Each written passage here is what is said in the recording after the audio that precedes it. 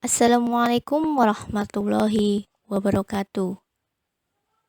Sebelumnya perkenalkan, nama saya Irsa Agustianingsih dengan NIM 19 17 10 20 57 yang akan memaparkan sedikit materi mengenai fungsi komunikasi lintas budaya. Sebelumnya saya ulas sedikit apa sih komunikasi lintas budaya. Komunikasi lintas budaya adalah suatu proses pertukaran pikiran dan makna antara orang-orang yang berbeda budaya atau pertukaran makna yang berbentuk simbol yang dilakukan dua orang yang berlatar belakang budayanya. Adapun fungsi komunikasi lintas budaya, yang pertama, beri konteks atau tahap pembentukan kesan melalui simbol nonverbal. Yang kedua, intial konteks and impression, yakni kesan, tanggapan, atau lanjutan yang muncul dari kontak awal tersebut. Misalnya, ketika timbul pertanyaan pada diri sendiri, apakah saya seperti dia atau dia seperti saya? Yang ketiga, disclosure, yakni membuka diri komunikan yang semula tertutup berubah menjadi terbuka melalui atribusi, adaptasi, dan pengembangan kepribadian. Kemudian, hal apa saja sih yang menjadi dasar adanya fungsi komunikasi lintas budaya? Yaitu ada dua sumber, yaitu pertama dari fungsi pribadi, yang kedua dari fungsi sosial.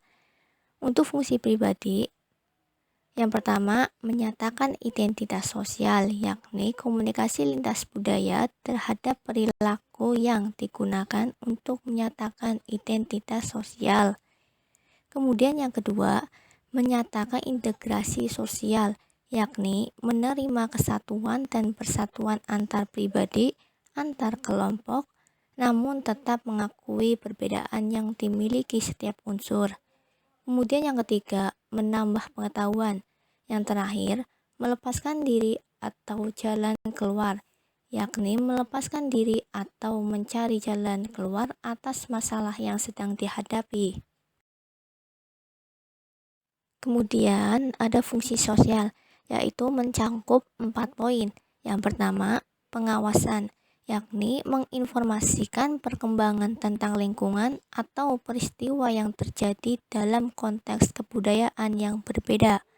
Kemudian yang kedua, menjembatani, yakni mengontrol suatu pesan-pesan antara individu satu dengan lainnya agar pesan menghasilkan makna yang sama.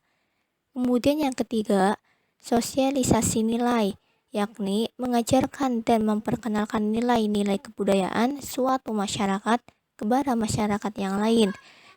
Kemudian yang keempat, menghibur, yakni sesuatu yang membuat kita merasa senang dan merasa terhibur. Jadi, kesimpulan dari fungsi komunikasi lintas budaya sendiri yaitu sebagai ilmu yang membantu memahami budaya sebagai cara untuk memperoleh pandangan ke dalam budaya sendiri, asumsi-asumsi, nilai-nilai, kebebasan dan keterbatasan, serta dapat dipelajari secara sistematis juga membandingkan. Begitulah fungsi dari komunikasi lintas budaya. Kurang lebihnya mohon maaf. Wabillahi taufiq wal hidayah. Wassalamualaikum warahmatullahi wabarakatuh.